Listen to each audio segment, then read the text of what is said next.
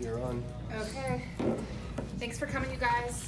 Today we're going to talk about Facebook 101. Just really, we're going to get into the basics of it. I took a MAPS course this year that was 8 weeks long that was all about Facebook and Instagram and all that good stuff.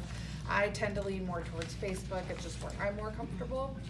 I've also taken the Kirby Chan Facebook course, which is actually completely free and available to you on KW Connect. So if you guys want more data as that, I have the packet, happy to print it off for you.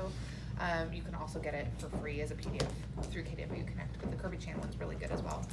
I will say the Kirby Chan one is a little more outdated, so just take it with a grain of salt. The algorithm's updated a lot since then. The MAPS coaching one talked about that a lot, about how the algorithm has been updated. So basically, I took all those courses that I've taken on social media and I've tried to condense them down to things that are really actionable to you and things that you can put in practically. Just really good do's and don'ts, really actionable things. I didn't want to just go into a bunch of philosophy about Facebook. If we could help it, it's Facebook. It's pretty basic. So we'll get into that today.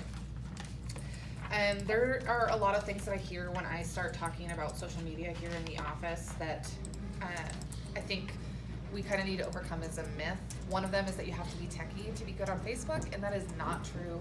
Facebook is a very, very basic thing, and if you can just master a few skills that we're going to talk about today, that's all you need to do. You do not have to be a tech wizard. You just need to be able to get online, log into Facebook, and execute these few things consistently, and then you will be fine. You do not have to be a tech wizard to be good at Facebook. Privacy and security issues, I will say that is something you have to be cognizant of as you're a realtor. You're posting where you're going to be, things like that. Just being very aware and cognizant of it is a risk on your behalf. If you're going to be posting like, hey, I'm holding this open house Saturday, 11 a.m. to 12 p.m. at this address, you have to know that that's advertising, especially if you're boosting it out there. Sort of painful, or putting an ad out there based on where you're going to be. So you're pushing it to people you don't know. Because even if you don't boost it, and even if you don't run it as an ad, still the people who are friends of the people who liked your page can still see that. So you're even getting 3 degrees of separation there, even without paying money. That's amplified even more if you're paying money. So be cognizant of that. Also be cognizant of anything personal, your personal life. If you're taking pictures like day in the life pictures and things like that, make sure you don't have bills with your personal address sitting out. Make sure you aren't posting anything that shows your personal home address. Don't show your street specifically. If your street's very recognizable, don't show it. Be very cognizant as you start getting a lot of likes and things on your page. You're going to have a lot of people that you don't know, and you don't necessarily want to have access to that information. So be cognizant of it, be smart, and make sure you have your privacy settings up to date. I know Facebook can be annoying when it's telling you to update your privacy settings, but it's there for a reason. It's because they're trying to remind you that, like, hey, you know, you need to make sure that you're taking the steps to protect yourself. We can only help you so much. You have to protect yourself at a certain point. Social media is a big time waster. We're going to talk about that a lot today. That is a myth, but it can be true. And the reason that that's the case is social media can be a big time waster if you are not strategic and intentional about the time you spend in it. It can be a big time waster, and it should not be the only thing you're doing for lead gen or anything like that. We're going to get into that a little bit more in depth today. But it is a myth if you are being intentional about it. And then I can't be interesting all the time is another one of the myths people have about social media. Actually, when you're doing a Facebook business page, especially as a realtor, you don't have to be interesting. You have to be interested, right? You need to be going out and seeing what other people are doing and taking notice of that and saying thank you for the things that they're doing in the community and commenting. You need to be more interested in other people than posting your own things that are interesting. Okay, so that's more about what it's about, because social media should be a relationship building tool, not a look at me all the time. Mm-hmm. Not that you're not going to post things that, you know, you're going to post your successes and things, obviously, but that's not why you're there. You're there to build relationships. So getting out there and actually talking to people. This is obviously I made this page very, very big. Social media is not a replacement for lead gen. I say that an awful lot. And especially with the new coaching, because we have a lot of people who are very young coming into group coaching. Ignacio is one of them, who are like, oh, I'm going to do all my lead gen on social media. Social media is not a replacement for lead gen. Meaningful two-way conversation is the number one thing that will get you business. Social media will not replace that in any fashion. it can enhance that. It can make that process easier. It can get people into that pipeline for that, yes, but it does not replace lead gen. So if you go to any sell 36 homes a year class or anything like that with that's based on MREA or anything like that, they're going to tell you should be lead genning 3 hours a day, 5 days a week to sell that amount of homes, okay? So a lot of it, I know your eyes get really big, but a lot of it is things that you're doing naturally, but you should be intentional. You should be doing 3 hours a day, 5 days a week if you want to sell that number of homes. Not everybody wants that big of a business, but that is the case. So if you are doing that and you're saying, I want to spend 10% of my time, my lead gen time, on social media and driving people to me via social media, that's about 18 minutes, 5 days a week. So it's really not that much. So if you can be really intentional for a good 18 minutes every day, that's great. You can get a lot done via social media. And I would say even further, to break it down in time blocking, which we'll get into further, is instead of scheduling 18 minutes once a day, because that's a little bit hard for me. It's hard for me to be consistent on a daily basis with social media, but I can be very consistent on a weekly or monthly basis. So I will tend to schedule larger chunks of time more infrequently, because if you have a business page, you can schedule things in advance. Yes. Up to 6 months in advance. So that's really, really nice. So you can sit down for an hour at the beginning of the month and you can schedule everything for the next couple months that you know about. The only things that you can't do are anything just like new homes on the market and things like that. You'll have to do that day in real time. But anything that's like holidays, normal posts for the week, explaining what escrow means, things like that everybody should be doing, you can schedule all that in advance and really make the most of your time. And I really encourage you to time block that to do that. And who here does have a business Facebook page already? Oh, okay, perfect, wonderful. I do like that. There are some people who teach these classes who are like, yeah, you could do either. You can have a personal page or you can do it, but I'm not a proponent of that. I truly believe you need to have a business page that's separate from your personal page. First of all, privacy and security is one of the things that I get really concerned about. My husband was YPD and he was in the military before that. So like we have a lot of security concerns, so we like to keep those things separate. The other part of that is you can't schedule in advance if you have a personal page, so you have to be a lot more diligent about doing things daily. So it's a lot harder to time block and be intentional when it comes to that. So I like it for that reason. I also really, really like it because if anything changes, it's a lot easier to change on a business page than it is on a personal page. Okay. Sarah brought up a really, really good point earlier. There are some things that are supposed to be included in all ads on Facebook because it is advertising. Okay. So Fair Housing, the realtor, I can show you. and Keller Williams Yakima Valley are supposed to be included in all things. However, that gets a little bit hard because some people go, okay, well, where do I draw the line? What is advertising on Facebook? If I'm posting a picture of me working at home with my dog, is that advertising? It's on my business Facebook page, but is that advertising? So anytime you're soliciting a product or service, so if you're advertising a home, anything like that, that's where I would be much more intentional about making sure you have those It's things. a little Fair Housing icon, the realtor icon And with the Keller Williams MLS. Yakima Valley. And you have to put that on there too. Yep, and you can get all of those from Jordan, so if you need them, please get them from Jordan. It was something, I was not aware that Facebook was included in that. I thought it was only if it was a paid advertisement, so I was only doing it if I boosted a post or made it an ad. But it's anytime you're doing a product or service to get even more specific about that. And people can get pretty lax about it on Facebook because you can just do things on the fly when you're on Facebook, so it could get a little bit hard. So if you're advertising product or service, just take the extra time, be intentional, get it on there, looks more professional anyway, and it will help save your rear end in case anything happens. We're gonna go into finding your niche. Sarah, would you mind go ahead and starting us off by reading that first bit before number 1 there on finding your niche? Where is that? The one with the earth picture. Okay. Get as specific as you possibly can. Obviously, real estate and homes as keywords will get you where you want to be, but the fortune is to be able to be found accordingly to what your ideal client would be looking for. Some other tips to micro market using Facebook. Okay, so I'll go into these.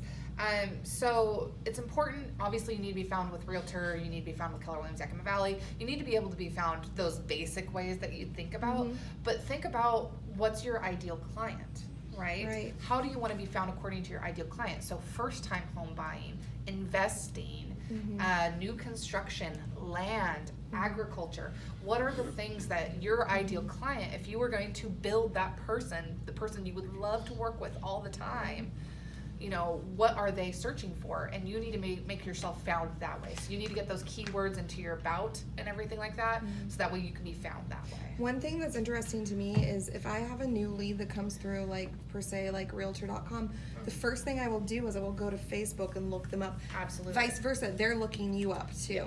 Yep, absolutely. And if you have a personal page and a Realtor page, sometimes I don't do it all the time, but I leverage things on my personal page. Absolutely. And then I get more eyes on it. Yes, I will always leverage things on my personal page. I completely agree. It's not, I'm not saying you can't leverage your personal page. It gives you the opportunity to be a little bit more picky about who you let in. Explain what you mean by leverage.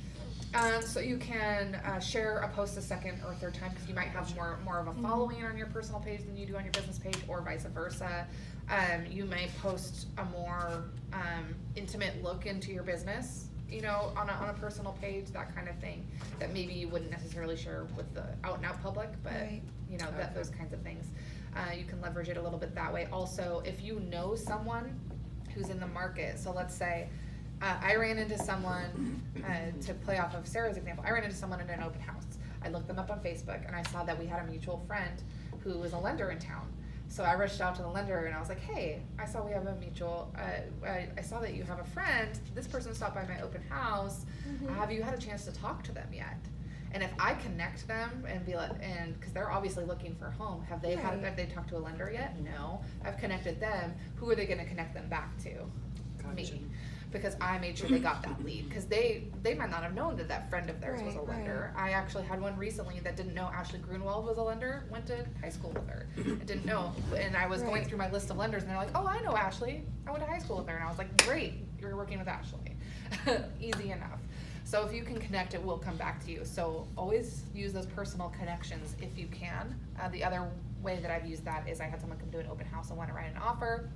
They really didn't believe me that they didn't have to pay a buyer's agent commission.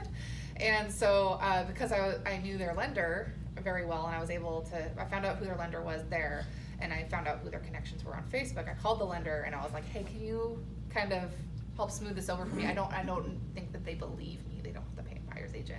They're confusing closing costs with an agent's commission. That's coming. Yep. And so when they did, then I got that client and I was able to sell them from that point. But it was because I had the relationships there on Facebook. I was able to leverage my personal a little bit more. You can also set up a Facebook page for your geographic farm. You can act as a moderator and contribute to your farm in a meaningful way. You can update on garage sales, babysitters, lost dogs, things like that, needs in the neighborhood. Maybe you need someone for lawn cutting. Maybe you know you have a neighbor that just went down for surgery. Can you find a teenager in the neighborhood that'll come cut their lawn? That kind of thing. Then you're the consistent resource in that community, and you can be that person who's always making those connections in that community. I'm part of the Selig Lead Neighbors Facebook page, so a lot of the time I'll get recommendations. There's a couple other realtors in there, but I'll get recommendations pretty frequently from there because I live in that area. You can even get more specific. So if you lived in like Washington Heights, let's say, so instead of being in part of the West Valley neighbor page, why don't you create a Washington Heights neighbor Facebook page and just add people that are neighbors, right, to that. And you can get even more micro with that. And then you can match it with your geographic farm. You're sending out postcards, you're active on Facebook. You can really get even more nitty gritty that way. And then you can even, if you're out, door knocking and bringing people stuff like, hey, don't forget to check your door. I put, so-and-so on your door earlier today, that kind of thing. So you can leverage it in that way. You can also use it as an excuse to call people. Now this is called value-added target marketing. So for example, if I see that Sarah has the flu and she's one of my past or someone I would like to have as a client, I see that she posts on Facebook that her whole family has the flu. I can give her a really quick call and be like, hey, how are you feeling? Can I bring you some soup? And can you mind if I stop by real quick? Bring them some soup. Like, that is a huge value add that really didn't cost me anything, really, in the scheme of things. And that's probably going to be a client for life now. because I've added so much value in such a way that's so much more meaningful on a relationship level than just I'd like to sell you a home, right? Like, I care about you and I care about your family, and Facebook allows you to be in tune with those relationships a lot more easily. Londa Sherwood is the productivity coach in Tri-Cities, and she has a really great example. Her friend's son is diabetic, and he has like a certain type of sugar-free juice he really, really likes that was always at Costco, and their Costco wasn't carrying it anymore. And so she knew like this person really had this need because she posted on Facebook like, hey, has anybody seen this specific sugar-free juice? So she ordered it from Amazon, had it sent right to her house with a card. And then the lady went on and did a Facebook Live about how awesome Londa was and everything like that. Like, you cannot, like, that $10 investment she made, you cannot buy that kind of publicity. You cannot buy that kind of advertising. You can't, because that's the stuff that you do that really touches people is more than anything you could buy. But then you'd have to have your clients on your personal Facebook page, right? You'd have to be friends with them on your personal. Yes, and this was someone she knew on a personal level. Oh, okay. This was someone she knew on a personal level, and that is okay. Do you have clients on your personal page? Yes, I do. Okay. I'm very picky and choosy about which ones. There are certain ones I definitely wouldn't put on my personal page because I don't necessarily want to know about their personal life or want them to know about mine. It's more about get them taken care of and move on with my life. Be choosy. The people that you'd want to be friends with in real life. Okay. I don't add any clients to my Facebook friends until after I close the transaction. And it's usually after I close the transaction. I just don't. I Yeah. just won't. It's but just. I will say that there has been a value in adding them before I close a transaction. Let's say they're a long-term nurture client that I've met and I made a really good connection with, but they're out of ways. The people I had under contract and they decided to get divorced instead. Yeah. Turns out she went. How she was like, oh, I'm going to buy a house anyway. She went and bought a car. She can't buy a house anymore. So that gives me. You found out that she. Yeah, I found out because I was friends with her on Facebook and I saw that she bought a car and I was like, well, I can stop pursuing that as hard as I was before. And so it gave me a different insight. That's a different way to use it. You can also create groups based around common interests you already possess or join groups that you really want to be engaged in. So anything that doesn't have to be just real estate related, but you can think about if you really, really enjoy hiking, you can join Cascade, the Cascadians, things like that. You can get in there. Sarah likes beer and she likes happy hours, right? I do. You could join a happy hour group and go out there and meet more people in a happy hour group, right? And you can be really intentional about that and being like, not only am I going to be in this group, but I'm going to be intentional about maybe I'll go to one thing a month that's posted in this group and go out and meet these people because these are people that are like-minded. I know I'm going to get along with because we have shared interests, and you never want to do anything fakey. You don't ever want to join something that you wouldn't join on your own. If you are truly going to get enjoyment and fulfillment out of that, take it, be intentional about it, and the business will come to you as a result of that. There's things that you wouldn't even think of as being, a really good time investment, but that can be. I've already gotten 3 real estate leads just being involved in the theater. Right. And that's it was something I was doing anyway. And then they just ask you what you do for a living, Exactly. and then you're like, And then I'm it a comes. realtor. So do things that you'd be doing anyway. Then we're going to talk about features. Make sure you're setting up a profile that highlights your professional experience and your area of expertise. We kind of already talked about making sure in your about you're including keywords and things like that will drive your ideal client to your page. Then you also want to link up with others and market your services. Be really intentional about who you partner with, especially like on social media and stuff like that. Share lenders that you enjoy working with, encourage them to share your things like that, especially when you're thinking about you're really new to town. So picking the people that you really want to kind of partner with as far as the social media presence and being intentional about that, they have a bigger sphere than you do. Right? So being intentional and cognizant of that, do you want to choose a lender who's also new to town and partner together? Maybe that's not the best partnership for you right now, but maybe you can partner in a different way, right? But maybe it's that particular presence isn't the best. So I personally partner a lot with Ashley Grunewald, and I partner a lot with Gabby Bryant, who sells insurance, and because we're in Rotaract together, we hang out together, we enjoy spending time together. So for us, it was a really natural partnership. We're all young, new to our businesses, and we're building our businesses together, but they both have really great spheres. I don't have a great sphere. So it was a really good personal touch, of course, we enjoy spending time together. I don't encourage you to do that with anybody you don't want to spend time together. But do link together and set that up, okay? Contacts, you should search for people you know to see if they're members of your group or your business page. Once you connect to someone, look at their profiles of anyone they know and use these degrees of separation to grow your network. You could also join groups, and not necessarily groups that you necessarily have to be involved in, like the neighborhood groups. You don't have to necessarily be involved, but you can kind of just be there, be cognizant of what's going on in that group. So how do you know who is like following your page or like liked your page or whatever? It should be on this side. Because I see like suggested groups, and then I see no friends who might like your page, like to invite them to like So- your page. 103 followers. That must mean I have no I followers. think that What's your page? After you response time, if see you'll if it answer pops up that way. messages. So from, it's, just Tiana response Holden. time. So you can go in there Realtor and at Keller. the people who like your Yeah, always check page, for messages in there. everything like that. Hey, who's viewed your page, things like that. You can see all on the side there. You can see in your who's analytics. viewed your page. Yeah.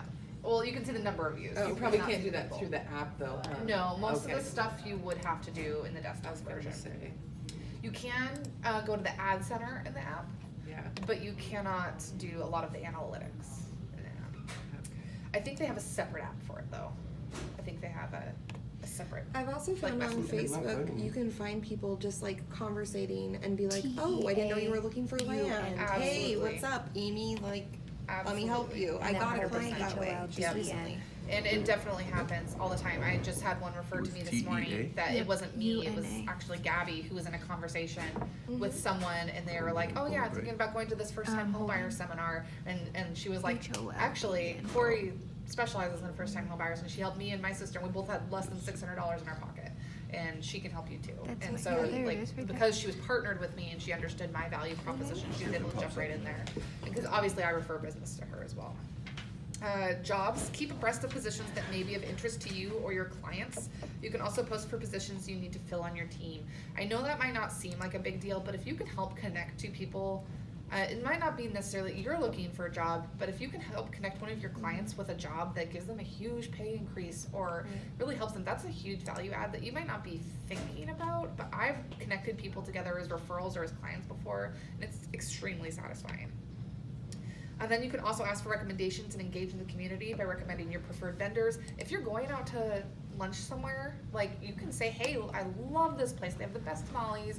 You really should go here. Link their page. The nice thing about that is anybody else who likes that page is gonna now see that recommendation in there. So you can do that with, I know when I first moved to town, I did a restaurant series where I featured my favorite restaurants in town, one a week for a while, because that got me exposed to all those people's followings, and none of them are gonna say no. They're like, yes, please recommend our restaurant, right? So none of them are gonna say no, none of them are not gonna like it, and I'm only sharing positive things, and then I get all that exposure for no cost to me, and it gives me a little bit of extra, and it shows that I'm out and active in the community too. Recommendations, also gather recommendations. It can be really, really valuable if people feel like they're bringing you value as well. Also use online testimonials. Ask people to recommend you on Facebook and recommend your Facebook page. I will tell you though, there is a danger with that. You can remove comments and things on your page whenever you want, but you cannot remove reviews. So you will get spammers. I have one person who's a spammer in my reviews. It's not even a real person. It's just like weird political propaganda stuff. Ew. And it says, oh, I haven't had the pleasure. Have you heard of the Arab European Union? And da da da da. It's like just like the weirdest thing because they know it can't be removed Gosh, that's weird. without going through like actual like Facebook channels. So it's weird. But so just be wary of that. Reviews are the one thing that cannot be removed or changed, and for good reason. But Sure. you can get spammers in there. Have somebody, if you're writing a really good, like what you find to be really a great post, Uh-huh. I have done grammar errors Uh-huh. and literally love people like the post, but I like switched letters in the word there around Yes. and like they reached out to Joanne because they were afraid to hurt my feelings, but it was, you know what I mean? Like I Yeah. really need, sometimes I'll pull Carrie, Joanne's admin, and be like, will you proofread this? Yeah. Because once you put it out there, And let's all promise, if Yeah. any of us ever see the other Right. person having grammar, let's just tell each other like we have something in our Exactly. teeth. Just private message. Don't do it in the comments, but private message. Hit me up on the Right. DMs and tell me, okay? it's just 10 times more appreciated. yes, I don't it's think- absolutely I don't appreciated. think anybody hasn't made that mistake. Yeah, everybody does, especially on social media because we're Especially doing if so you're in a much hurry. consistently. Exactly. And all of a sudden you look what you just posted. And you go, get "Aw." and you get Right. some and you get grace for that, right? People are understanding. People are naturally forgiving when it comes to that stuff. So it's not going to be the end of the world. But please tell me if I have food in my teeth. Tell me if I have a grammar Oh, on there Facebook. are grammar like- cops out there that just There love are. to tell They you. just want to tell you. They don't Yeah. have anything Well, better and to do. I'd rather you do that for me than sit back and go, everybody's gonna Right. think she's stupid now. Yeah, That's not I nice. like wrote the wrong house address, and Sarah Souls was like, "Sarah, we just helped you close that Pacific Alliance. Just so you know, you swapped those Oh, two no. around." So but she got right on it and told me right Yeah. away. And it's appreciated because also you don't want to false advertise that you closed something you didn't. Right. Because that can actually get you in trouble. How do License you trouble. feel about when other realtors? I'm superstitious with my deals, and this is why I don't do it. But a lot of times when people get their offer accepted, they're like, "Got my offer I don't do accepted it. on this house." But Yeah, there's it's a 'cause I'm million things, superstitious. Me too, that could go wrong in the I won't say which process. house it is. Yeah. I'll just say my client's offer got accepted. Yeah. Yeah, but that's better than what. I'm Yeah, not gonna tell I you never which house. I never do it on a specific house. I have done it a couple times, like, oh, I've had an offer accepted, but I'm very superstitious. Me It's too. not because it's not because of any social media etiquette, it's just because I'm afraid I'm gonna jinx it. Right, me too. Yeah, That's more of what it is with me. Also, I'm just like, oh. Well, and there is so many things in the process that could go wrong Oh, that, yeah. along Right. the way that. And you've been with me long enough, you know that if it can go wrong, it's No, gonna they go say wrong. you put it out in the universe, it will come to you. Right. Well. It's like doing a vision board. Yes. And I am a big believer in that, but I try not to use that because I feel like it's too far, like I'm jinxing myself. That's just a personal thing. It's not anything to do with etiquette.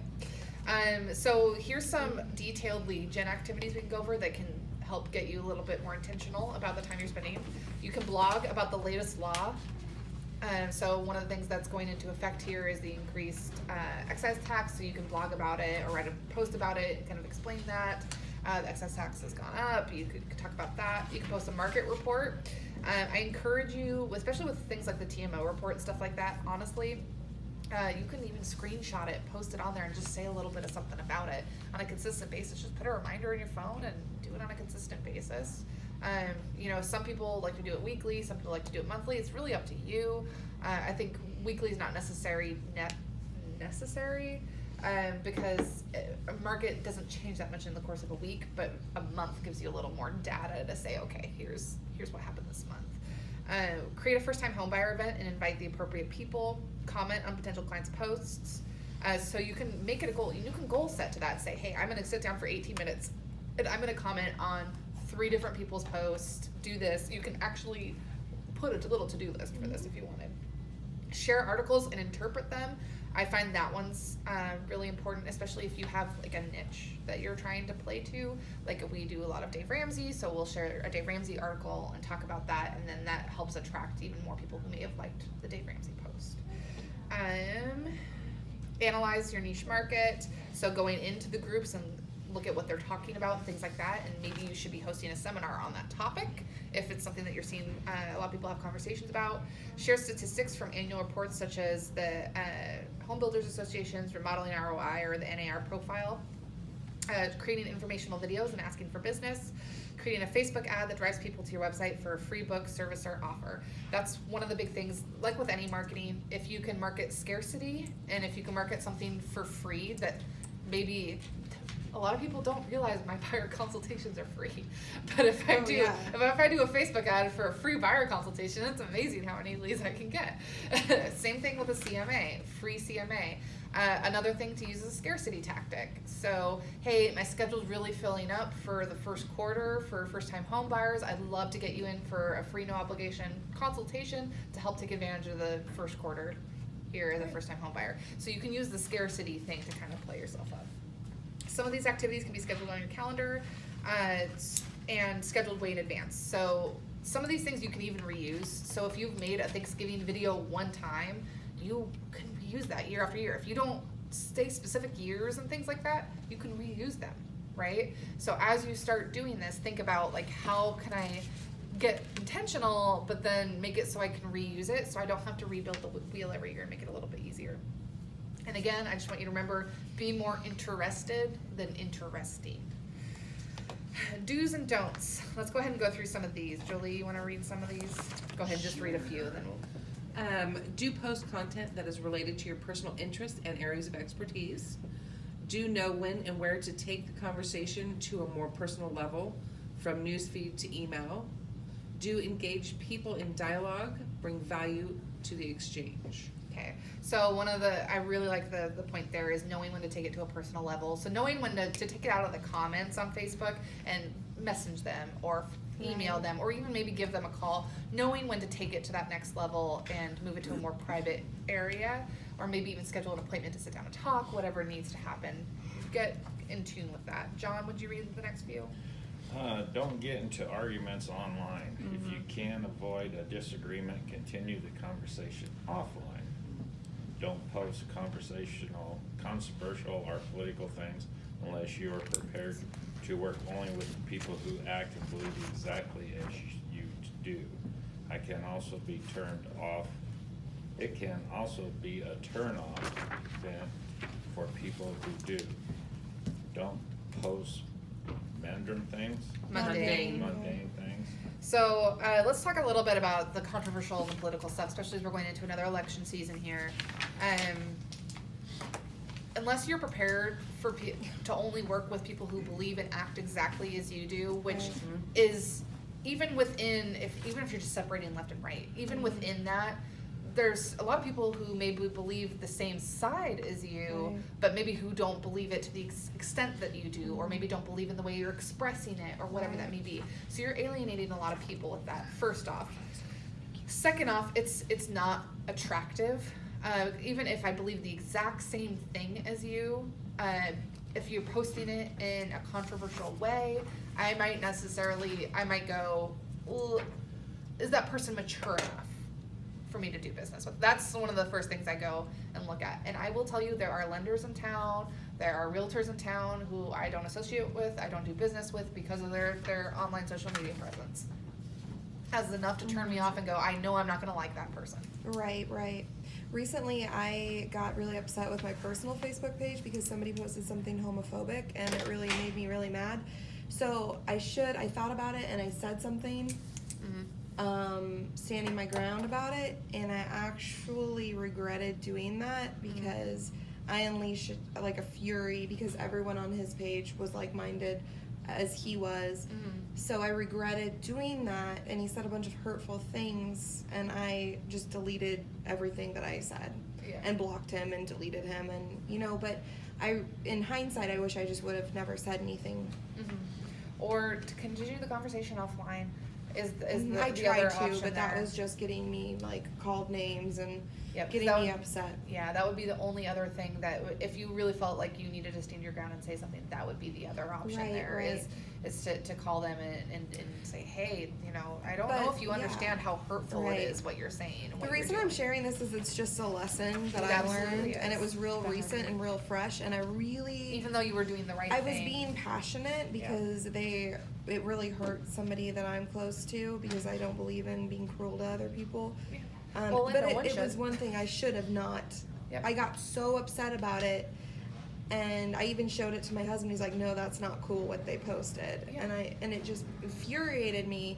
But in hindsight, I really shouldn't have. I'm not Just a local blocked him and celebrity. deleted him, yeah. Right. I'm not. I know that. I'm not. I don't think of myself like that. But I do have to be present Yeah, in what we I'm do. posting. We absolutely 100% do, and that's one of the things that's like the good and bad of being social in our media. in our positions Right. as well as being a little more visible. Is that like even though if there is a moment where maybe you do want to stand up, you have to pick and choose, and you have to be cognizant of what the potential downside is at all times. And I'm not saying that doesn't mean that there are times where you shouldn't, because I do believe I think you probably did the right thing in the moment. And I don't know if I would have been able to pass it up either, but you're going into that knowing what the potential risk is, right? You're not going in thinking, oh, everything's gonna be fine because nobody cares about social media. No, you're going in knowing, okay, I could alienate these people, but are these the people I want to associate with anyway? And no, they so weren't. maybe I don't care if I alienate them. But when I wrote the comment too, like my heart was pulsating. I felt anxious. I Yeah. knew that I was like, but I was so mad. I was like seeing red. Yeah. So And I don't leave. My political views are my own. I respect other people's views. I'm a really open-minded person, but I really try to never bring that to the table. I don't talk about it. Yep. Try not to talk about it. especially social media, because it's never going to go anywhere else. And I will say it doesn't matter what you believe, but somebody's not gonna like it. But yeah, somebody's not going to like it. But also, it does color people's opinions of you. Like I said, Absolutely. there are lenders I don't work with in town. There are title people I don't work with in town. There are realtors who I hate doing business with purely based off of their social media presence. Oh yeah.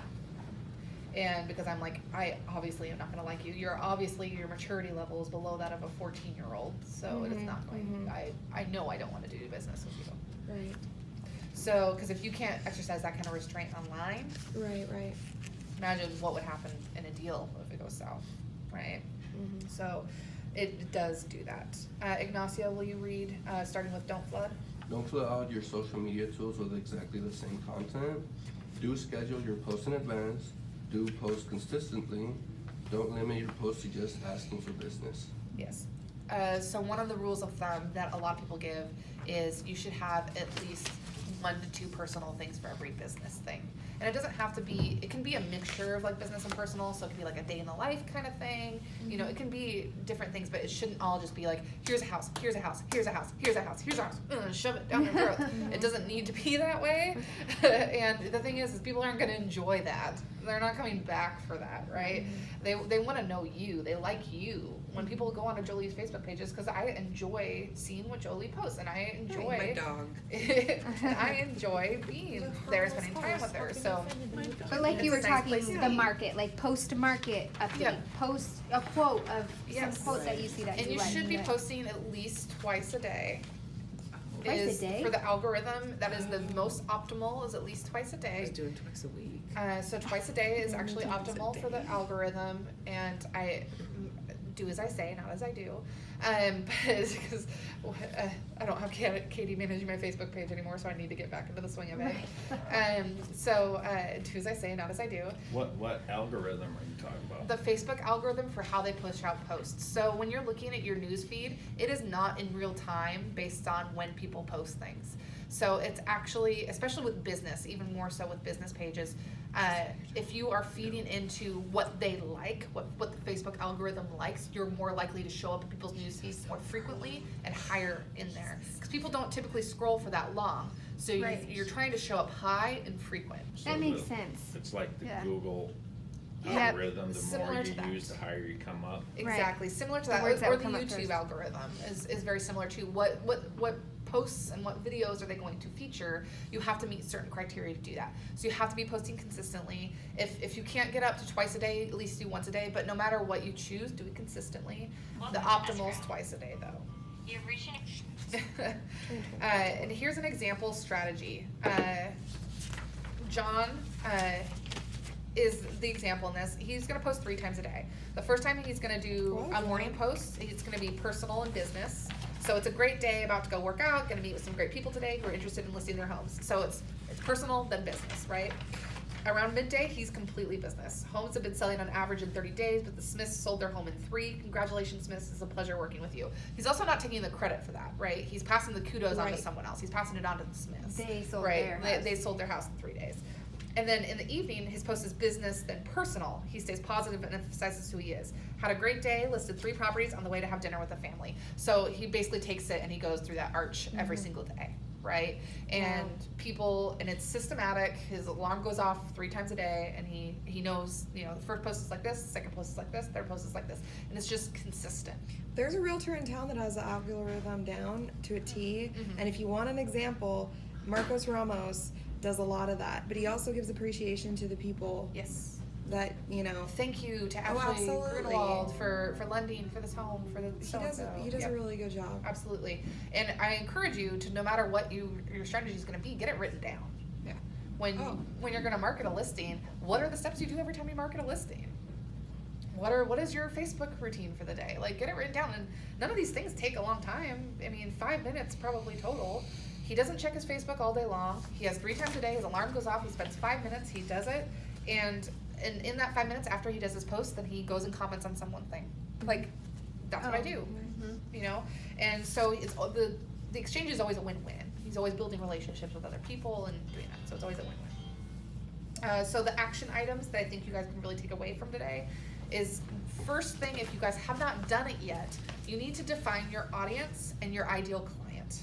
With any marketing and with any advertising, you need to know who it is that you're trying to attract in order to do it in the best way possible. Jolie is probably a pro at this because she's been doing this for a very long time in the marketing world. You need to know who it is you're trying to attract into your life so that way you can choose those people. I like young professionals and first-time home buyers. So that's typically what I'm trying to attract there. Young professionals that are looking to invest in first-time home buyers. Review your branding. Does it need to change? Is it consistent across all of your platforms? You need to audit your social media profiles. What needs to change? Are you doing anything that's maybe not best practice? Are you sharing too much, too little? Just look at it with an honest gaze. No shame, no blame, but look at it and go, what do I need to do? What do I need to change? Am I posting enough? Am I not posting enough? There. Brainstorm groups you would find beneficial. So if there's a group that you would really like to be engaged in the Yakima Valley that doesn't exist, why not create it? And then you're the admin for the group and you're in control of who's coming in and out of that group. Make an offer ad to generate seller leads on Facebook. Create a Canva template to make posting on Facebook easier. So when I say that, so if you're gonna advertise listings or something like that, what the hell is this? Oh.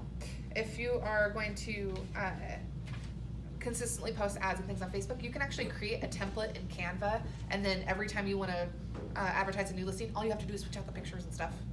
So you already have the template created, you only had to do it once, and then you just switch out the pictures and stuff every time. Don't reinvent the wheel. Yep, don't reinvent the wheel, do everything you can to streamline it. And then what that does is also makes it recognizable. When people are scrolling through their feed, they see that and they go, oh, that's Jolie's. Oh, that's Corey's.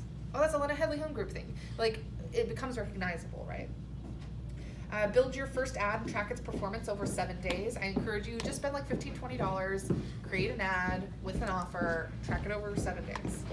Look at your ad just to get used to the analytics and what it looks like. Create a content calendar.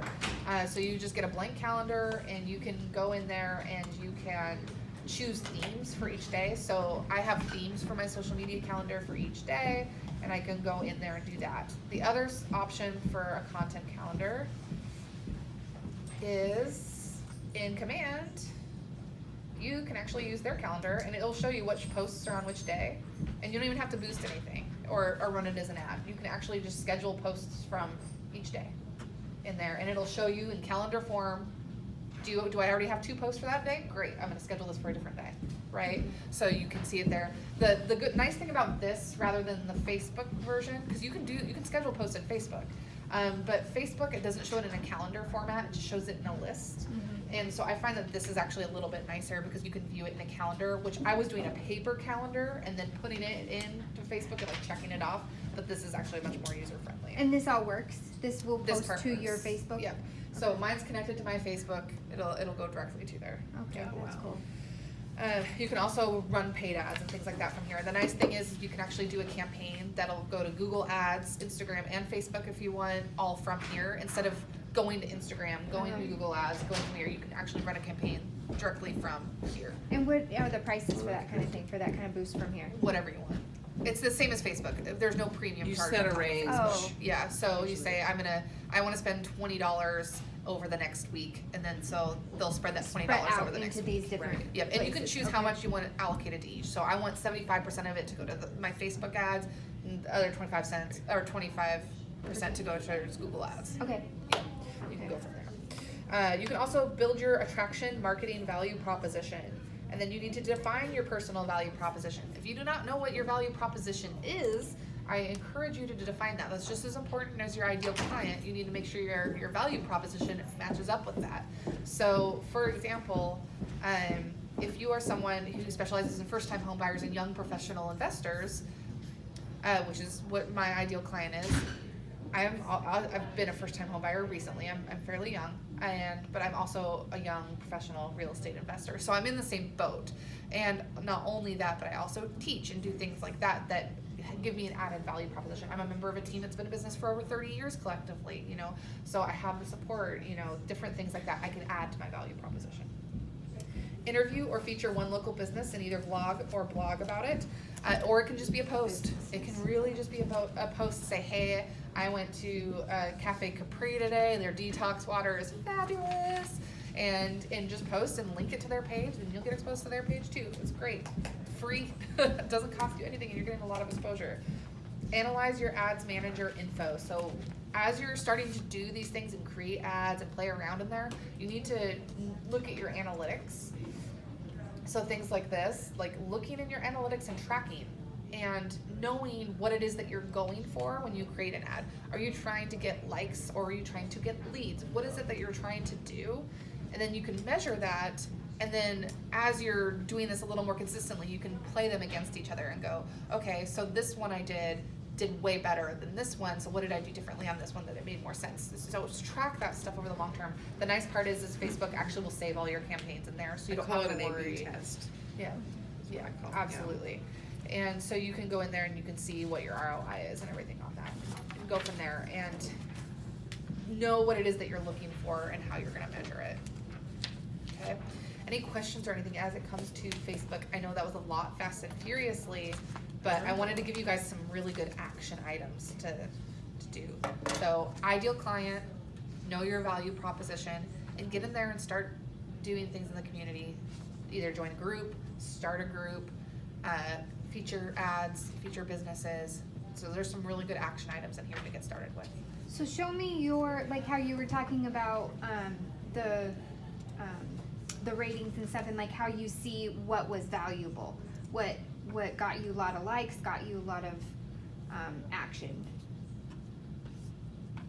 And that has What her to be, analytics were on her ads. yeah, does that have to be in the, like the ad center, is that only for money, for spending, like This when is you're only spend- for spending. Yep, you Okay. will not get analytics for anything you don't spend money.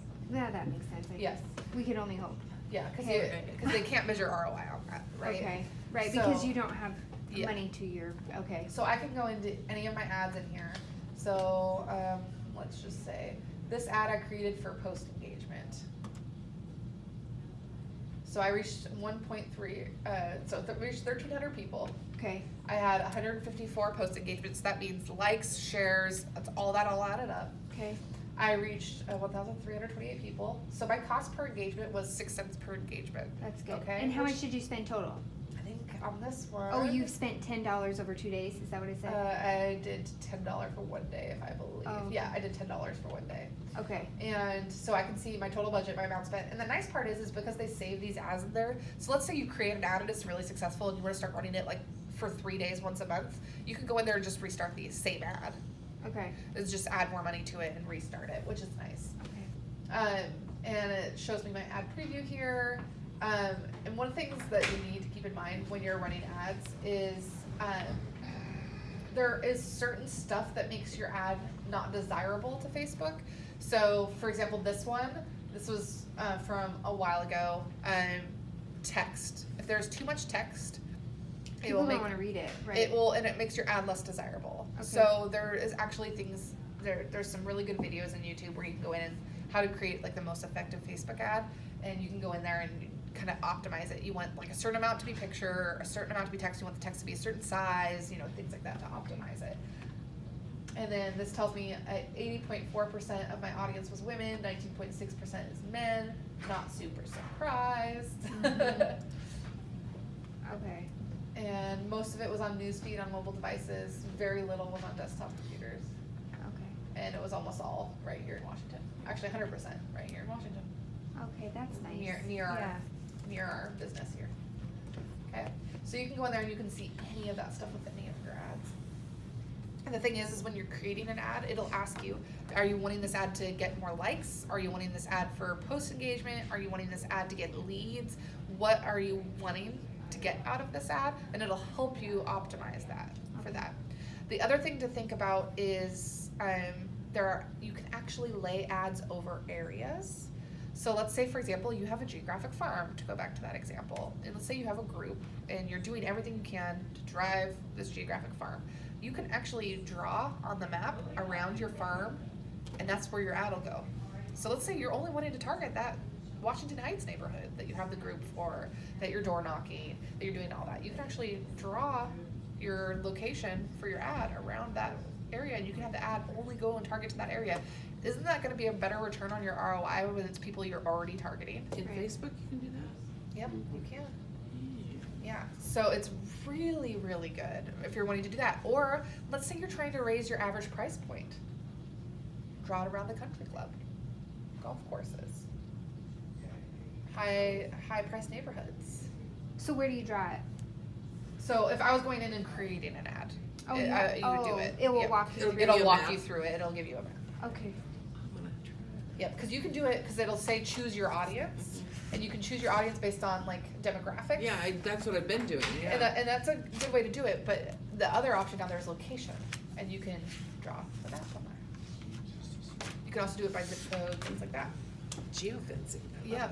love So, and they're kind of messing with that stuff all the time. And one of the reasons, because it started to get a little too discriminatory, so they started changing some of those things in there, what you could change as far as demographics and stuff like that. So some of it's been revamped since I last did it, because they were realizing people were targeting people too specifically, and it was starting to cross over into violations of fair housing and things like that. So be cognizant, use it responsibly, yada yada yada, all the things I have to say. Do that, please. Any other questions as it comes to that? Those were good ones. No? Okay, let's go ahead and stop the video.